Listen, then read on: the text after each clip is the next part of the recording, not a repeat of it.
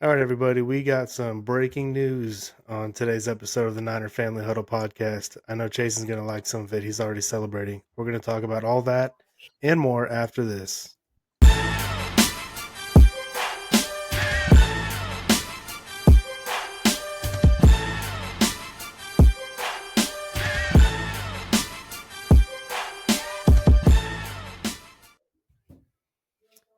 All right.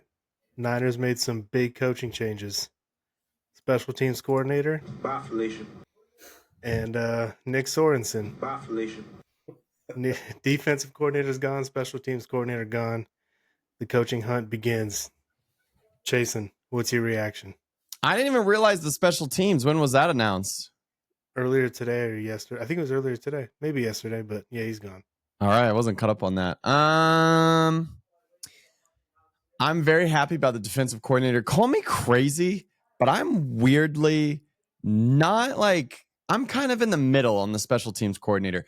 I'm fine with it because they didn't play up to snuff, but like this guy's had a ton of success, which makes me feel like it's not even necessarily like the coordinator's fault. There's got to be something else going on there, but I'll stick with Nick Sorensen. I'm very happy about it. I'm also very happy that I saw in the report that there's a good chance he'll stay on the staff, which I think is valuable because I think he's done a great job in some of the lower roles.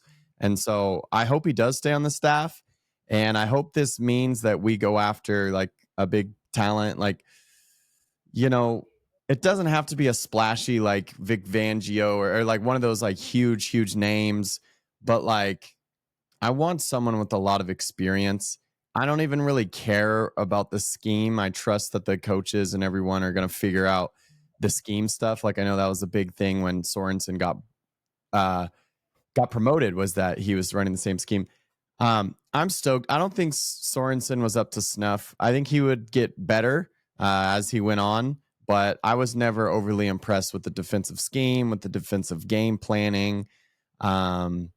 So yeah, I'm stoked across the board. I think it's going to be a big net positive, depending on who we bring in to replace them. But I think it's a positive. Yeah. Yeah, I did see that report from, I think, Matt Mayoko. He said they are going to try and keep Sorensen on the staff and essentially just demote him, which that's humbling. Credit to Sorensen if he takes that.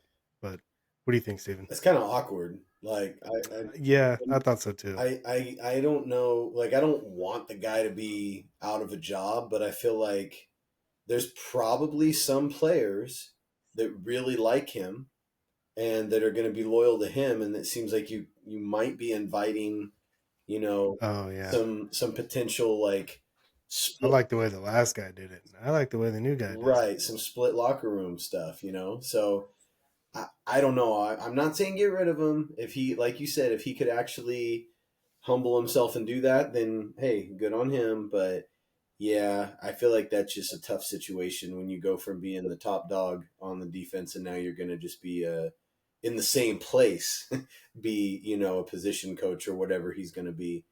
Um, and the special teams coordinator, I think it was time. I mean, they've been bad for years on special teams, and I'm not saying that it's all his fault, but at some point, like there's got to be some accountability there. Like this is your area, this is what you focus on, and I honestly feel like a lot of the times that special teams blunders happen for the Niners, it's careless mistakes that should be coached up so they don't do them, or they just get caught off guard like completely, and it just seems like either way they're not as prepared as they should be. And maybe that's Kyle's fault, maybe it's not the special teams coordinator's fault, but I feel like that's your job as the special teams coordinator to make sure your guys are ready to go. So The fake punt against the Cardinals, yeah. just one of many examples. So it's interesting. I wonder who they're gonna get like for special teams, like because it seems like you could go a couple ways with that. One is that is an opportunity to do like a young up and comer, like a guy to get him, you know, get him really going in his career, or you go a more experienced route and you try to get somebody like it's a safe hire that has had success. And That was Brian Schneider. I feel he had a lot of success, like Jason mentioned, with the Seahawks. He was there for years and he was good. yeah, And then he comes here and he stinks. It's I think you both kind of hinted toward it. I don't know that the coordinator just stunk. I think Kyle and this team, they just don't emphasize or prioritize special teams. And even though you could make an argument that they kind of do, you draft a kicker in the third round, you draft a punter in the fourth round, you go out and sign an all pro George. special teams guy in George Odom. Yeah. So, but like Kyle has openly said, he also just doesn't like watching special teams players in college. He doesn't like scouting kickers. He doesn't want the special teams to win you a game. Just don't lose the game is his mentality. So, which is like the exact opposite of like say a Bill Belichick mentality, who always had good special teams units. So Mhm. maybe Kyle just needs to, I don't know, practice it more, or not let the bottom of the barrel roster guys fill it out. Like put some of the offensive and defensive starters out there. Like let Debo return kicks and let him return punts. Remember when Brandon Ayuk got drafted? He returned punts for a minute. Mm. Raheem Mostert was their gunner. Put I Yeah. don't know if Fred Warner needs to be out there covering punts, but I don't know. Maybe put some of your better players out there. I'm sure they would do better. So they can hire a new coordinator, and we'll see. To me, it's more up to Kyle and John than it is whoever the new coordinator is. Um, Defensive coordinator, because that's probably way more important. uh, Sorensen, I do kind of feel bad for Sorensen. He was clearly over his head. Have you guys been paying attention to some of the coaches around the league who are getting fired? Who did anyone catch your interest? Like Lou Amaruno, the Bengals, Gus Bradley, Colts, um, Dennis Allen, Saints, Mm. Matt Eberflus, Bears, Robert Sala, Jeff Ulbrich. you Any of these guys interest you? Ulbrich get fired? The Jets are looking for a new head coach, so yeah, he was just the interim. so it's potentially he could be retained, right? Like they just had him step in, so Yeah, it could be like a Jim Tom Sula thing where he coached the last game of the season that one year for the Niners, and then new coach comes in and he keeps him on staff. So that's a possibility, but I think more than likely you would think that it's going to be somebody else, especially because of the reason that I said with Sorensen. I feel like that would be even magnified more if it was like, hey, this guy was actually calling the shots for half the season here, and now he's just DC or whatever he would be. Well, one more you can add to that list, Ryan. You said a bunch of names, but Antonio Pierce, Gerard Mayo. Gerard Mayo. Mm. Antonio Pierce, though, I don't think he was ever a coordinator. He was linebackers coach, and then he was head coach. Like No, he can't coordinate. And even Gerard Mayo, I would have absolutely zero interest in, because I don't give him any credit for the defenses in New England. That was all Bill, as far as I'm concerned. Speaking of Patriots, Matt Patricia. There's plenty of defensive coordinator options out there. Yeah, no, I don't want him. I'm just trying to think of people.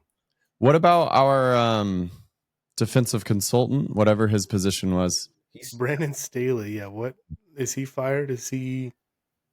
I don't know. That's a good I was going to question. say, He is he he still could be a employed? guy who maybe interviews. I don't know.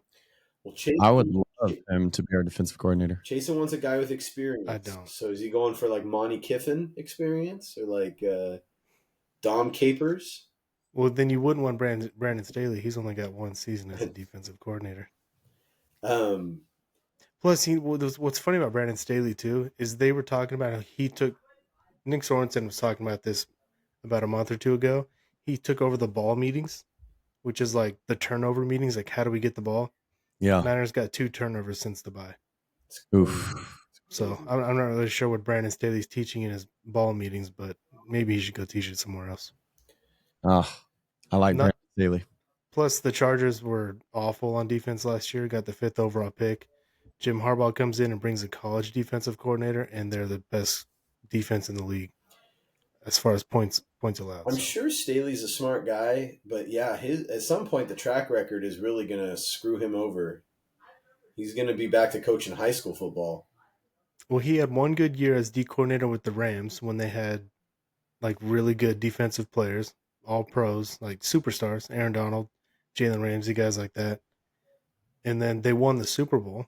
And then he immediately got hired as a head coach, and he kind of became like a CEO slash defensive coordinator guy. And the Chargers just never, they were never good. So I have no idea what to make of him. As far as I'm concerned, he's probably not that good. So what's funny is since Shanahan's been around, the two everybody's two favorite defensive coordinators are D'Amico and Saleh, right? Mm-hmm. And both of those guys, when they were given that opportunity, were like up and comers, like they hadn't really done it before. They're Now, both linebackers coaches, right? Solid too. Yeah. I'm not sure if Saleh came from being a linebackers coach or what he was before. I think he might have been in Seattle, not for the Niners. Yeah, he was in Seattle, I think, before he came. But so then they went the complete different route with Wilkes, right? And they went for a established veteran guy that had a lot of respect around the league. It's like, oh well, we didn't like that. So then they go back to the up and comer and they try Sorensen.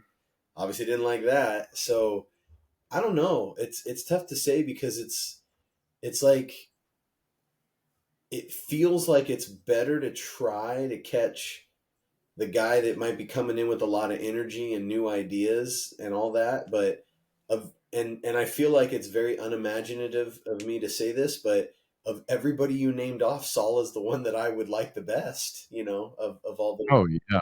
those other guys. I don't think he's going to come back, but I No. would. I don't either. And honestly, it'd be really cool. I don't know if this would even be possible, but if they could somehow add Ulbrich to the staff. So like bring I in, was gonna say that. Bring them both. yeah, bring in Saleh and Ulbrich and say like you guys obviously work together. You did a lot of great things with the Jets defense. Ulbrich, you're a former Niner. Come home. That might mean you have to say goodbye to Johnny Holland, who Maybe. has coached Fred and Dre. Yeah, maybe, but maybe not. I mean, you can come up with a different role for Ulbrich than linebackers coach, right? He could take Brandon Staley's role. That or there. I mean, you can. I don't think there's any limit to the number of coaches you can have. No, the Jed makes that decision. You could say, Saleh, you're the defensive coordinator, and Ulbrich, you're going to focus on the run game. So like you're not just a position coach, but we want you to focus on run defense. So work with Kosaric, work with Holland. Who knows? Yeah, I don't really think that's possible. But yeah, that would be my ideal scenario is if you could bring both of those guys in. I kind of feel like Kyle wouldn't make this call, Kyle and John, unless he had someone in mind. Right? Do you guys agree or disagree? Like if he doesn't have someone he's already talked to that he feels good that they are going to come on board, because like why would you make the move if like you don't have a plan in place or something like that? Like what do you guys think about that? I would agree, and I think that's part of the reason why they've waited a few days to let the other coaches around the league get fired and kind of see what's out there. Mm-hmm. And now that they've pulled the trigger, I wonder if there's a coach or two or three that have gotten fired that they like, yeah, we like those guys. Let's try to go get them. Let's fire Sorensen. Because if there was no other options out there, you're right. You can't just. It's easy for us Niner fans to be like, cut Moody, he sucks. But like Steven said the other day, you can't just cut him, and you can't just go out in public and rip him. Like, who's gonna kick the ball? Who's gonna kick the field goals for you? You need to have somebody. So if he's gonna be there, you might as well pump him up and make him feel good. And then when he's gone, whatever. But yeah, I would agree. I think they've got someone in mind. Yeah. So go ahead, Steven. Well, I was just say if you believe that Mayoko knows inside information and he puts things out there, then that someone is Gus Bradley. No, thank you. Really? Was there an article about that? He just put out a tweet. No. Yeah, sorry. He put out a tweet that, and but I've seen David Lombardi say the same thing. That Gus Bradley obviously coached. He was like the mentor to Robert Sala, and that scheme that Shanahan fell in love with. He coached the Legion of Boom, that whole Seahawks defense, and so now he's available. But to me, it's like that scheme is probably old and dying and needs to go. So I don't. What I want is I want the 49ers kind of. I don't remember exactly what you said, Steven, but did you say you want to kind of recapture? I mean, you want Saul and Olberg, but or to try to recapture like a young I want smart guy like I want somebody with energy that's more on the cutting edge, that is still making a name for himself and is gonna, you know, pour his. I mean, they're all gonna have to pour everything into it, but a guy that comes in that's already got the reputation already established, it doesn't feel the same to me. I want a hard charger that's trying to make it happen. okay. So I hear you on that. I would maybe drop I would disagree. drop a little Brock Purdy. The reason why though is because if that guy's really good and that's great, and he's your defensive coordinator for like 2 years and then he's gone, like D'Amico Ryan's. Sure. And I think Kyle needs his Steve Spagnuolo, like what Andy Reid's got. Like he needs a guy who's like Vic Fangio's not. He's not getting a head coaching job probably ever again. He might just be the Eagles' D coordinator for the next 5, 6+ years. That to me is who they need. So like a Dennis Allen who's never going to be a head coach again. Matt Eberflus might be years from now, but he might never get hired again. I would like a veteran who knows what they're doing and Kyle knows that I can rely on this guy for at least like 3 to 4 years, ideally more.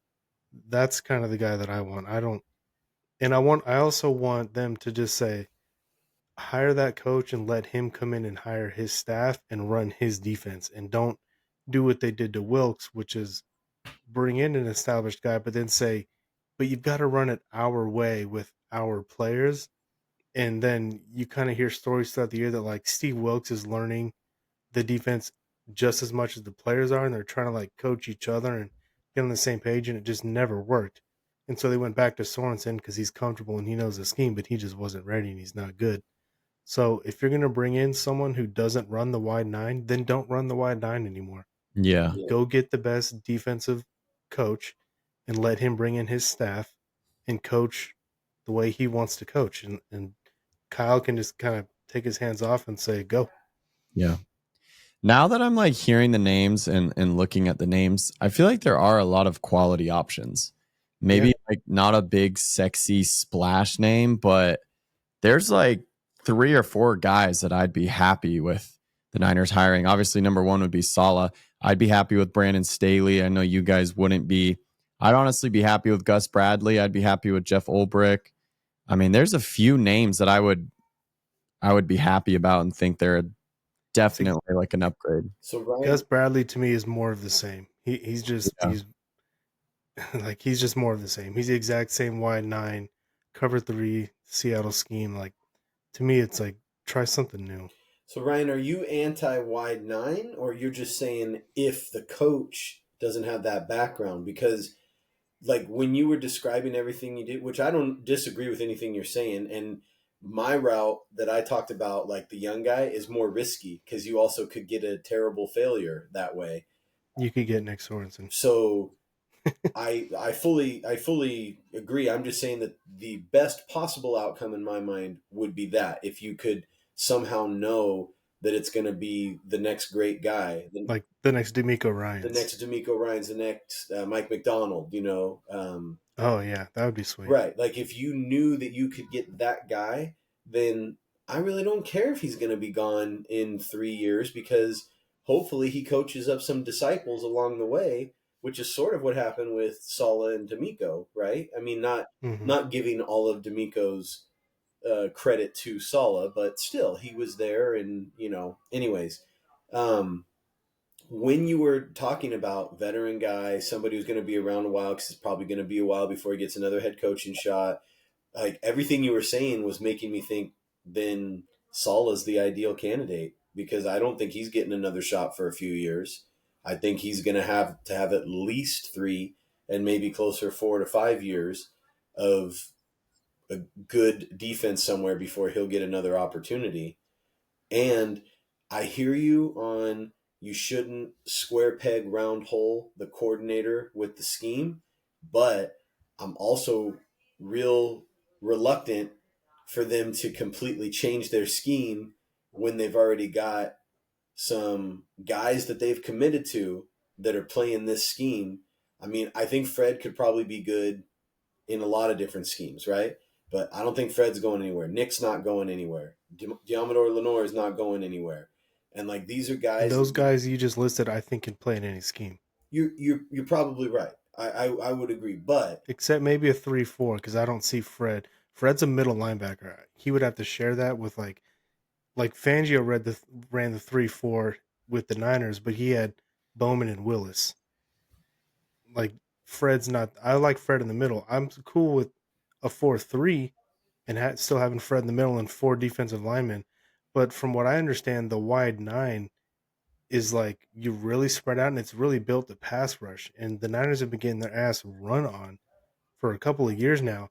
And it works when you have DeForest Buckner and Eric Armstead in the middle and 2 like really good edge rushers. When you have like 4 high level D linemen, the wide 9 can be really, really good. But the personnel on the D line has gotten worse and worse and worse over the years. And so now it's like maybe it's time to bring those guys in a little tighter and just run a traditional 4-3. yeah. No, I'm just saying that I feel like if you change the scheme dramatically, especially, but if you change the scheme and you're gonna, I mean, Mustafa's not going anywhere anytime soon, right? Like you have all these young guys that you've already got going. Renardo Green, if they're all learning a new scheme together, I feel like for a team that has a supposedly short window, I don't know if that's a good like that's something you do in a rebuild if you want to get back on the path to instant contention, which I think they can do. Maybe you make some tweaks, you make a few changes, but I don't think you completely change the scheme. But again, it just depends on who they bring in and what they can do with the pieces that are there.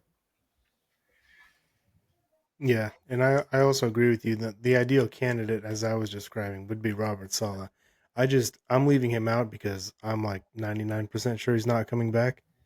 So Yeah. like Lou Amaruno from Cincinnati intrigues me. Yeah. I Me, know Cincy's defense is really bad this year, but to me, he was kind of dealing with a little bit of what Sorensen was dealing with, where his personnel is just degraded.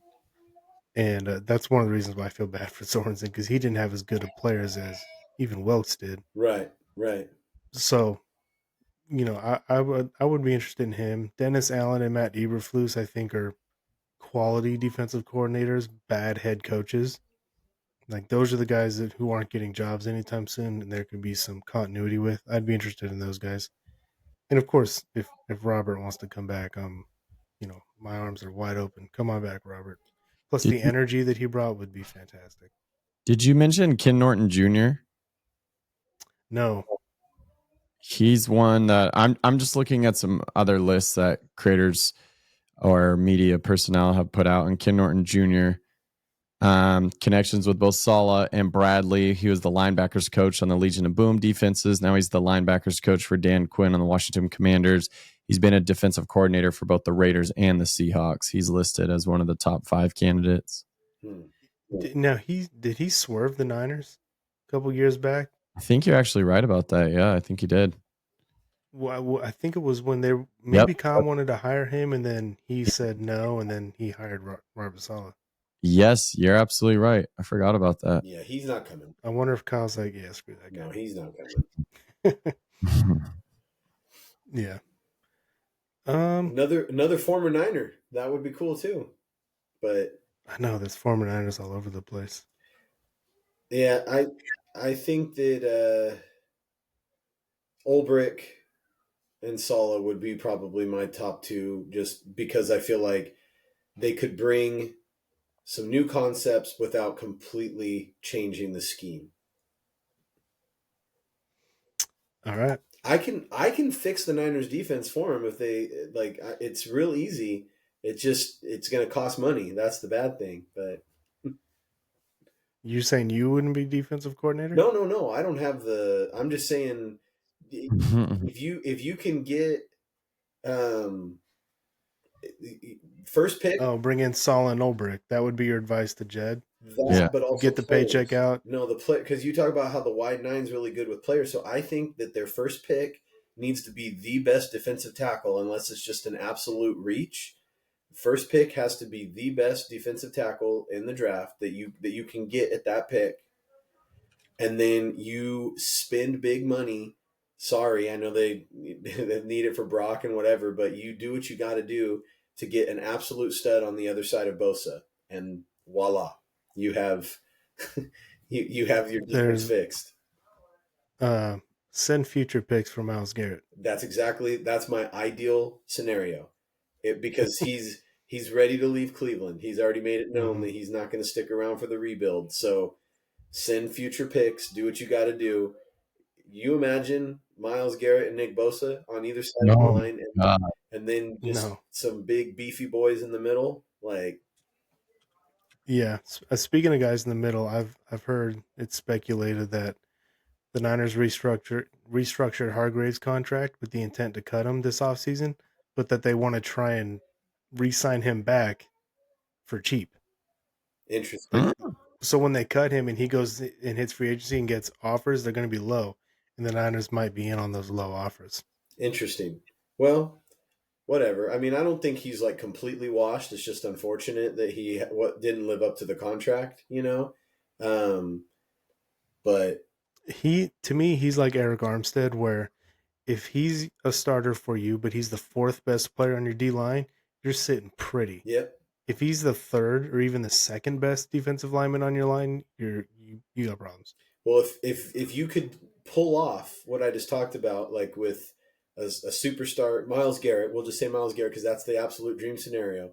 So if you could pull that off and get a young guy to clog up the middle that's got talent, you probably would be able to then get like discounts on some veterans that could still help you, like say a Calais Campbell. I know that would make Chase.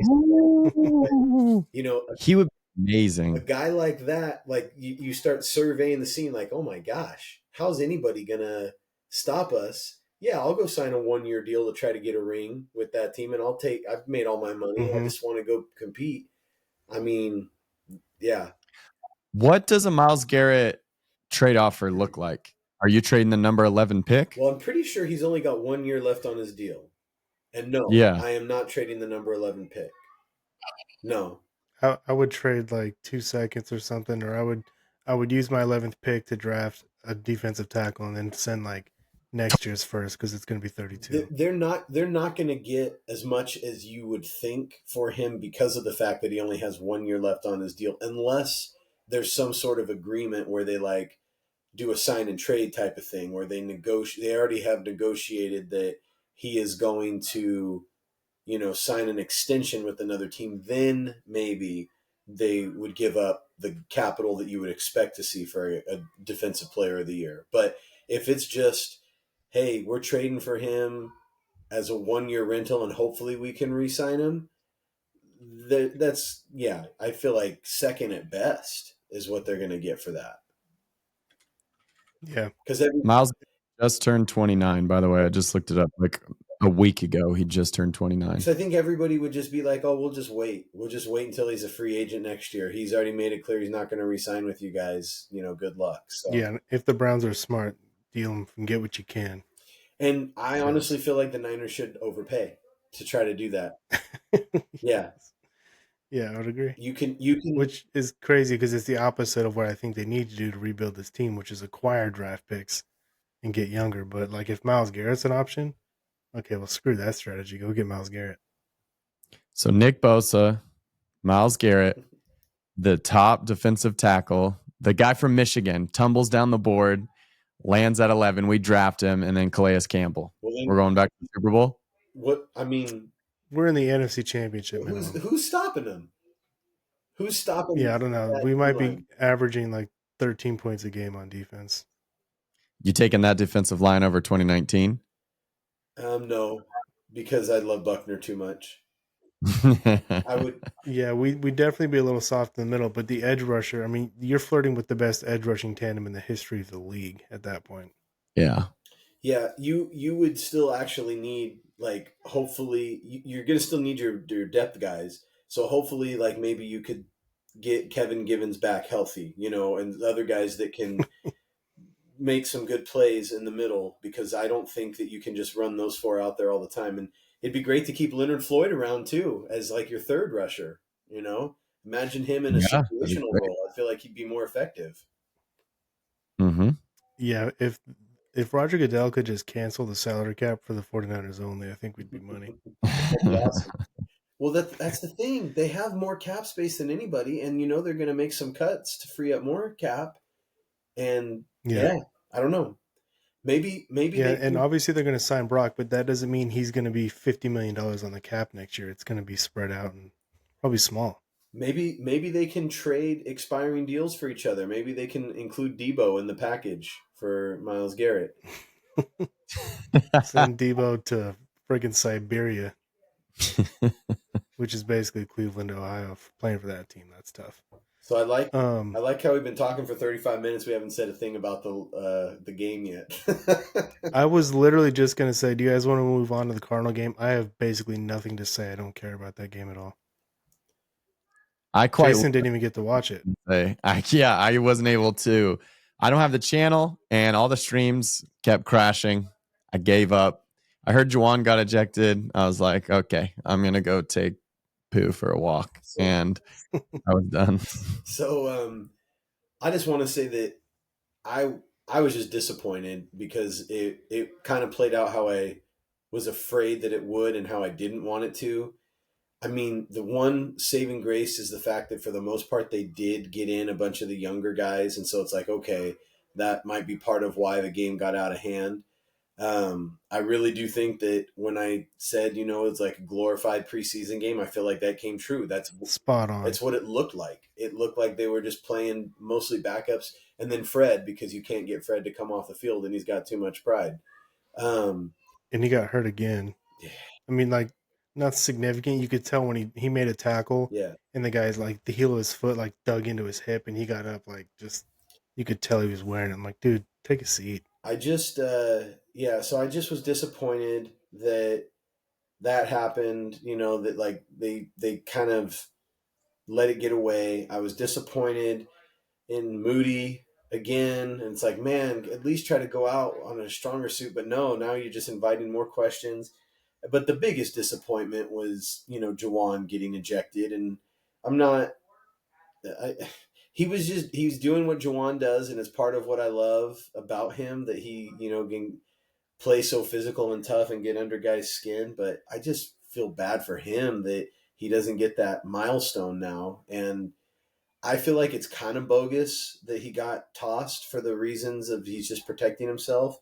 But we also know he kind of brings that stuff on himself. So it's like, you got to find that. It's kind of like Dre Greenlaw, right? Like we love to celebrate Dre and how awesome he is, but we've also seen him make just some boneheaded plays where he goes too far, So Go out of bounds, and he picks them up and then slams them. And suplex him into a Gatorade table. right. So, love him. So glad he's a Niner. Please continue to be a Niner, Dre. And same with you, Juwan. But, that stuff catches up with you, and I guess they caught up with Juwan in terms of his quest for 1,000. Yeah, that was disappointing. I feel like Jawan did what he always does. He blocked really hard. He pancaked two DBs.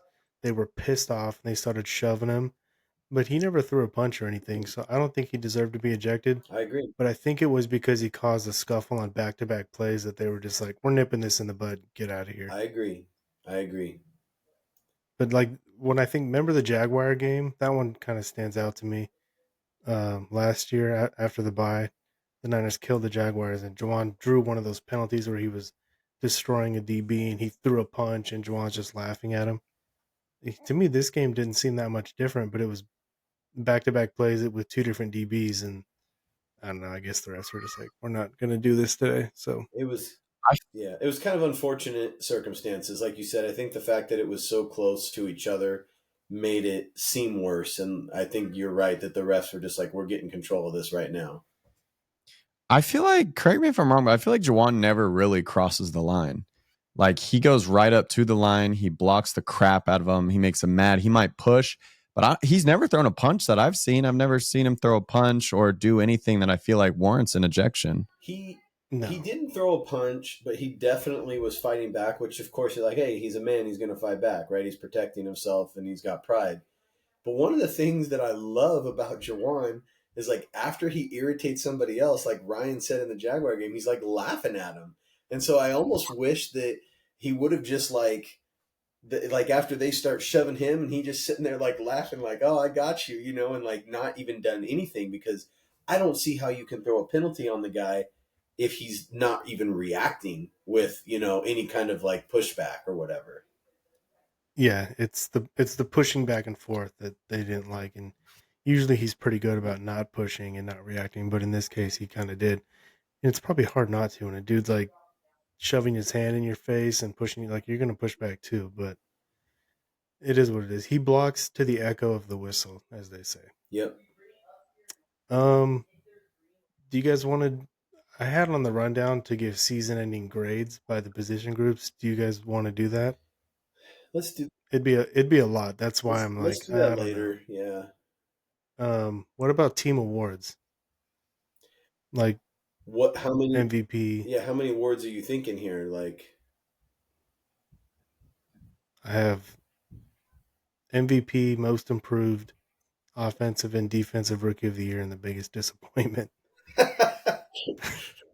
the award for biggest disappointment goes to I didn't I know who mine is. I didn't know I didn't know if you meant like the awards that the team actually gives out, if that's what you. No, just like our awards on who, Okay. in our opinion. I think we could do that without taking too much time. What do you think, Jason? Yeah, I'm good with it. I was going to ask if you wanted to talk about what Fred Warner's wife posted on social media. Not you guys can if you want to. To me, it kind of was a nothing burger. It was like after the Super Bowl last year, Brandon Ayuk's wife or sister was posting like, "We're out of here, screw this," and then you re-sign a massive contract. So What did his wife say? I didn't see it. She posted on her TikTok and it was like a meme basically that said like is like POV, and it said your team didn't make the playoffs and also you're about to lose your football best friend to free agency or something like that. And I think it was maybe like crying emoji or something like that. And so people are assuming he's talking about Dre. that she's talking about Dre. But people were talking about it like, "Oh, this must be a sign that Dre Greenlaw's gone." Like, no, this is a sign that he's a free agent.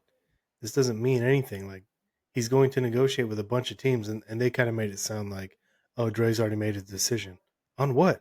He doesn't have a deal. He's not even a free agent yet. He's not Like even the healthy. year hasn't ended. So Yeah. their season's over, but the new league year has not started. He's not even a free agent yet. So to me, it was just kind of a nothing burger. We'll Yeah. see if he's gone or not. He probably will be, but right now he's not. So who'd you guys team MVP? Easy for me. Yeah, I think so. I Yeah. think we might all agree. Should we do it where we have to pick different people, or are we fine? I think Not if George Kittle deserves team I was to MVP. say it's George. It's George for sure. Yeah, he was the best and most consistent player all season long. Yep. Cannot disagree. And I don't even know would this team be a 3-team win without him, or a 3-win team without him. I mean, his positivity, his leadership, his play on the field, his versatility. He's a tone setter, and I hope he gets a contract extension this offseason. He will. Offensive and defensive rookie of the year. I got to go Jason. Isaac Garindo on offense if we're going to start on offense. I don't know. Or Pooney. Those are really the two options. Make your pick, man. You only get one. All right, I'm going Garindo. Garindo Yeah, I for knew you Jason. would. All right. What'd you say, Ryan? I said I knew he would. I know he likes Garindo. And Garindo did tweet that his ACL is okay, but Kyle said he most likely has an MCL injury, so that sucks, but not too devastating. His injury looked pretty bad when it happened.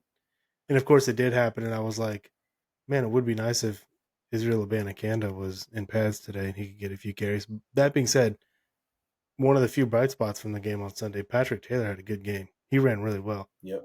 Like, he ran so well, I was like, they should bring that guy back. You can only have so He was- many running backs, man. and and this season they needed them all, so bring them all back. Yeah, for me it's Pooney to just start week 1, and I saw a stat that he only missed 1 snap all season, probably because his shoe came off or something. And he was just a really good, consistent player all season. He did have back-to-back penalties, I think, on Sunday. But overall, like, the 49ers, he might be the right guard for the 49ers for the next 7-8 years. So my answer is Pooney as well, like to only pick one. But I do want to just give a shout out to Pearsall because I feel like he He had a good game too. Right. He made more impact plays than any other rookie. I think Pooney wins it because he was consistent over the whole season.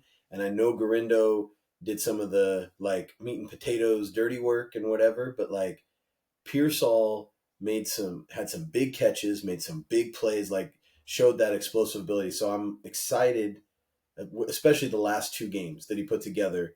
Like that makes me feel excited about his future. But no, Pooney's the answer for me too.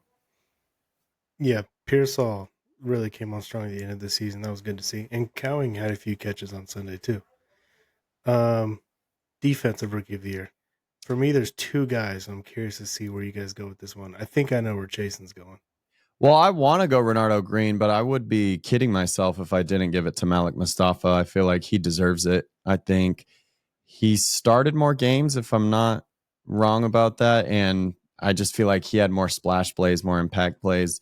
I think both Renardo and Malik are just going to be like studs for the next few years. And so you can't go wrong with either, but I think Malik just had more plays overall. What do you think, Steven? I agree with Jason. Like I like them both, and I think honestly that Green might be the better player, like the more skilled guy or whatever. Mm-hmm. But I just feel like if we're talking about rookie of the year this year, Mustafa just flashed more to me. It's like a Cam Chancellor kind of a player. Like he makes huge plays. Do you know when Cam Chancellor was drafted? Like what round off the top of your head? Was he a Probably. late round guy? He definitely was, but I don't know what round. I can look it up though. Well, since you guys picked Mustafa, and I love Mustafa, I don't know if Jason, you saw what Amon-Ra St. Brown had to say about Mustafa after the Lions game. No. But he had Debo on his podcast the day after the game. I was telling Steven this earlier. And he asked Debo, like, who was number 6? That dude hit me so hard a couple of times. Like, that dude brought the most fire than any safety I've played all season long. Wow. And Debo was like, yeah, that boy's a missile. And so he had a lot of praise for Mustafa. But you guys, and I love Mustafa, you guys both highlighted him, though. I'll mention Renardo Green because I think he's, like Steven said, he might be the more skilled player. I think he's really, really good. He had a couple really nice plays on Sunday against the Cardinals. And I did see that he set the 49er record for most PBUs by a rookie at 13. Any guesses who is number 2? As a rookie? Is it Eric Wright? Rookie? No. Dang. I'll give you a clue.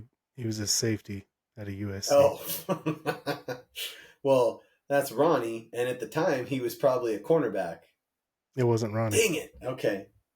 It was Taylor Mays. Taylor Mays. Oh, my God. Yeah. So, yeah, shout out the Niners draft. This draft was so good. I hope they can find and replicate it somehow. This time with some more linemen. I had such high hopes for Taylor Mays back in the day, Ryan. You don't even. I know. When they drafted him, I was pretty excited. Yeah, good class, good rookies. Happy about it, and it's awesome to have like multiple guys to consider on both sides of the ball that are actually deserving instead of like, well, they were both like C+ players, so. Yeah, and these players should all just be getting better, and we should expect more out of them next year. So, did you look up when Chancellor got drafted? Fifth round pick. Yeah, I thought he was a late round guy too. Yeah, so there's a nice little parallel. Do you guys want to do the 2025 opponents, or do you want to see our No, results? let's do. You still said most improved and biggest disappointment. We haven't. Oh gosh, yeah, I didn't even finish. Most I was looking Yeah. forward to those two categories. All right, let's improved, like most improved year over year, or like got better throughout this year? whatever you want. Take it any way you want. Who got better as the season went on? Green, That would have been Brandon Ayuk if he had gotten healthy, I feel like, or stayed healthy. Pearsall, and Green, both of the rookies we talked about. If you were talking about this year, but I'm going to take it more as got better from like previous season to this season. Yeah, okay. Go ahead, Steven, since you sounds like you know a guy. I'm actually still kind of thinking. Well, my guy was already good, but I feel like he just took the next level, and it's a guy I've been talking about all season. It's Oh yeah, Lenore. Like I yeah. feel like he went from being solid to impact player, and he did it in a variety of ways throughout the season. He helps in run support. Like he's just good across the board, and so yeah, it's not like he needed to improve a ton, but I feel like he did, and so yeah, from what I've seen, I'm gonna give him my most improved. And you know who he credits a lot of that to? Steve Wilkes. No, Brandon Staley. But I don't even know how you could pick anyone other than Lenore. Now that I'm thinking about it, I feel like Aaron Banks had a good season, and I don't think he had a good season last year. Yeah, that was the other player that came to mind because I just can't really think of anyone that was like significantly improved year over year. Yeah, I'm going through the line, the secondary, the wide receivers. Like nothing's really coming to mind. So I'll just say Ricky, who started out with a shoulder injury, got shot, couldn't play, missed training camp, and by the end of the year looked like an impact wide receiver. Yeah. So I'm looking forward to see what Ricky can do next year. Biggest disappointment. Wait, I want to give one more answer. I'm changing my most improved to George Kittle. George Kittle was really good in 2023, but I feel like he was even better this year. I feel like this year he just was a red zone stud. He was still yakking. He was amazing, run blocking. So I'm going George Kittle. You could have really irritated Ryan and chose use check because he probably doubled his touchdown output from last year. But anyways, How many did you score this year? Like 3? I have no idea. It felt like I know he got had 2. I know he had 2 in back-to-back games for the first time in his career. Yeah. Biggest disappointment to me is Jake Moody. Ooh. Or Debo. Ooh. So I had 3 guys. So I'll go with the third, Devondre Campbell. He was disappointing all year, even when he was playing, and then like he just topped it off. And honestly, I was going to lean Devondre Campbell because I didn't expect him to come in and be a superstar, but I was like, when they signed him, I was like, all right, they got a good guy to hold the position down until Dre can get back. Like he's played in the league. I just expected him to be like a solid guy. Not that I was thinking he was going to go win games, but I didn't expect him to lose any. And he quickly showed me that he was like the weak link on their defense week after week. Then he finally started playing decent, and then he did what he did. It's like that's hugely disappointing that he had that impact on this Niners team. I have several other honorable mentions I at least want to throw out. There's probably a bunch I could think of. Go ahead, Jason. Is Debo your choice, Jason? Is that what you said? No, I haven't made a choice. I didn't even think of Debo. He would be 1A or 1B for me. We said the 3. When you said biggest disappointment, my candidates were Campbell, Debo, and Moody. I had some others. All right. One of them I need to say, but Brock Purdy. I feel like Brock Purdy regressed this season. I know. I love Brock. I think he's going to be great for years to come. But I was disappointed in his play this season, especially if we're looking year over year. The other one was Jair Brown. Oh yeah. I feel like he was I was very excited about him, and I'm no longer excited about him. I want them to go get a new free safety. What was the other one? I was just thinking of another good one. Oh, I was going to say Brandon Ayuk, which is a tricky one because he got injured, but coming off the season he had, massive contract to just produce essentially nothing and then just get hurt is extremely disappointing. He had one good game in the 6 he played, yeah. What about Trent Williams? Ooh. Yeah. Because he Yeah. got hurt, obviously missed the last like 6 games, but prior to that, he was not Trent Williams. And Mhm. he's usually good to miss a game or two every season, but to miss 6, after holding out and getting a contract and, I don't know, Yeah. kind of a disappointment. I mean, I agree. it's like sacrilegious to say it, but Fred's season was pretty disappointing by his standards. Bosa's season was pretty disappointing by his standards. I was going to say Bosa too. If it wasn't for the To me, last both those guys, like, sorry, Steven, I keep cutting you off, but Fred and Bosa were both playing through like painful injuries. and that's why I wouldn't say them. But and also for Bosa especially, I feel like he really showed something the last few weeks. Like when games didn't mean anything and he's still going all out. And yeah, so I agree with you. They had injuries, they're playing through it, but if we're gonna talk, like if Chase is talking about Brock because his production and his results weren't as good, I feel like you could lump Fred and Nick into that too. I was Yeah, going to say Javon Hargrave. Oh, God. yeah, what a disappointment he was too. Man, that's the problem with this season is we could probably keep going. I mean, you mentioned Aaron Bakes earlier, Jason, as like maybe an improved. I thought he was a disappointment. Yeah. He hasn't done anything to earn a second contract. They're going to let him walk. And how about Jake Brendel? Yeah, I was gonna say nobody said anything about Brindle Oh yet. my gosh, about the actual worst player on the offensive line. What about Mitch?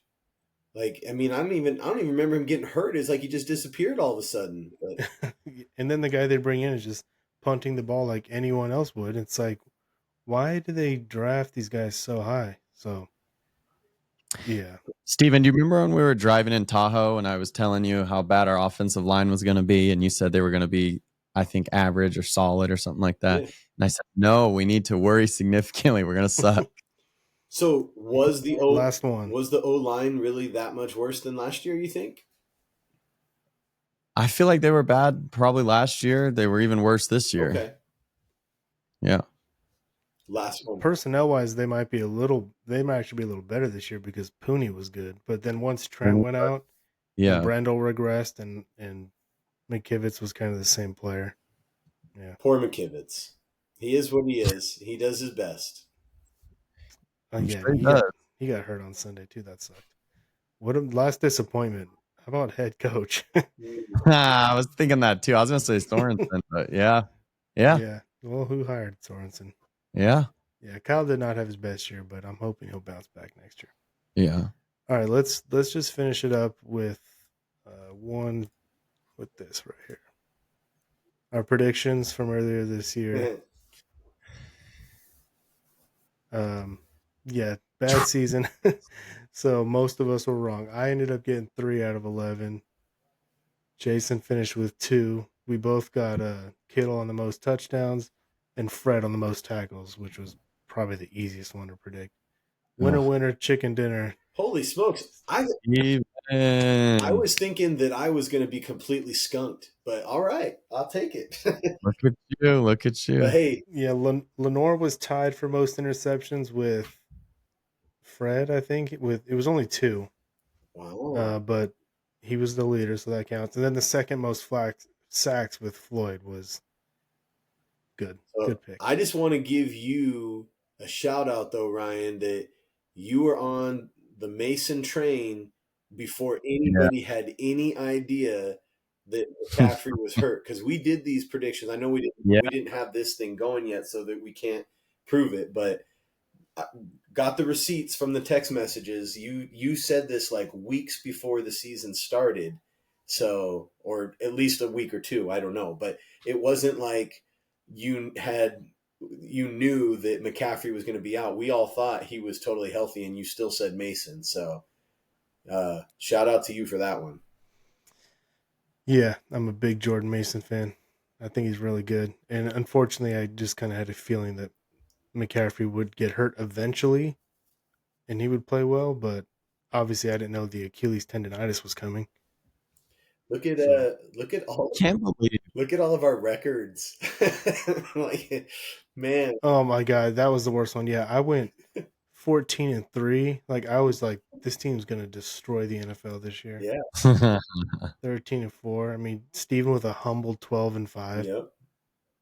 couldn't even do that. Yeah, they got half of the. I was the low man, and they got half of the wins that I gave them. Yeah, the records were all really, really bad.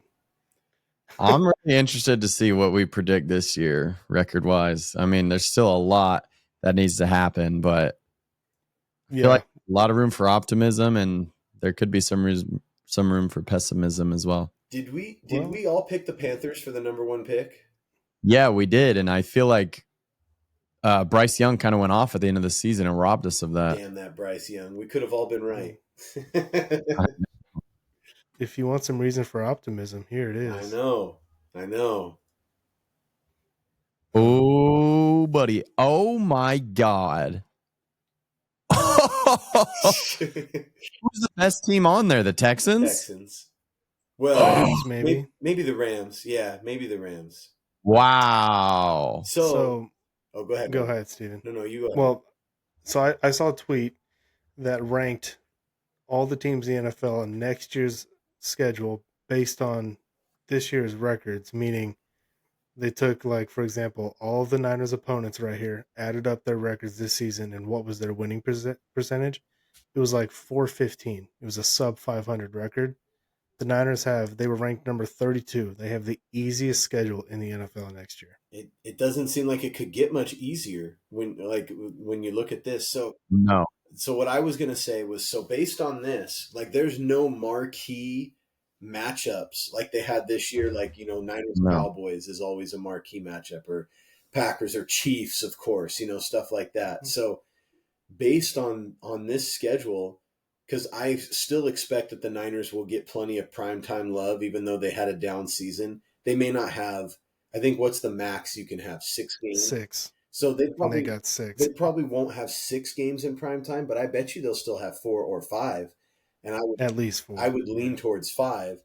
So I bet you their primetime games are mostly going to be division games next year, because I just don't see. I mean, I wouldn't be surprised if the Texans game ends up being like a Sunday night football thing if both teams are expected to be good, and it's like, D'Amico going up against his old team. But looking at this schedule, it's like the tests are going to come from within their division, because everybody else, I mean, I know there's always surprise teams, but I just don't see it from. We should probably put some respect on the Bucs too. I mean, they are going to the playoffs. Yeah, they also lost to us team. when we lost. Yeah. We went 2-7 after the bye, and one of those 2 was a win in their house for the Niners. So they don't scare me, and I feel like they don't have a lot of young talent that I'm aware of. I feel like every year their good players just get a little bit older.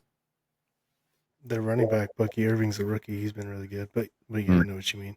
What I notice about this schedule is I see the Saints, Jaguars. Oh, you know what? It's not as many as I thought. I was gonna say, because I thought the Giants were gonna fire Daboll. There was gonna be a bunch of first time coaches on here. Okay. But there's actually not. Saints, Jaguars, and that's actually it. I thought Tennessee might, and I thought whoever else I just mentioned and already forgot, the Giants. I thought they might, but they didn't fire their coaches. So actually only 2. A lot of young quarterbacks. Like, we're going to be playing against Penix next year. We're going to get next year 2 Caleb Williams. We're going to get the number 1 pick in Tennessee. That'll be kind of fun. Man, maybe. If they draft Shador, they deserve what's coming. Yeah, I agree. Just a bunch of nothing. Hopefully they get to play the Colts early when Anthony Richardson is still healthy and he can throw like 4 interceptions to him. He'll complete 6 of 21 passes. Yeah. Wow, that is the most cupcake schedule I think I've ever seen. Watch. If the Niners don't win their division next year, Kyle should probably be fired. Well, watch. Now it's going to end up being like some of those teams are like the hot new teams going off. And honestly, their division, I think, is going to be pretty damn tough next year. I agree. I think that the Rams are still ascending because they have all that young talent, and if Stafford can stay healthy, then they're good there. I think the Seahawks are going to get better with McDonald getting a second season of everything implemented there. It's crazy to me they just fired their offensive coordinator, Ryan Grubb. I I thought he was agree. pretty good. I thought that was a bad move on their part. And I agree the Seahawks are going to get better, but they have a real quarterback problem. Geno Smith is not the answer. So until they solve that, I think they'll be pretty mid. But Yeah, I'm curious to see what they do. and the Cardinals, I think, obviously have some feistiness too. Talent. Yeah. Yeah, they seem like they're the ultimate wild card to me. Like they could kick your butt in any week, and you could blow them out any week. You just never know what you're gonna get. Mm-hmm. Everyone in the division is feisty. Even the Seahawks, they play feisty. The Rams are always feisty. It's a tough, hard-nosed division. Very winnable though. Mm-hmm. Very winnable. All right, that'll do it. All right. Let's get back together toward the end of the week, maybe Friday or something. Sounds good. All right. See you guys. Sounds good. See ya.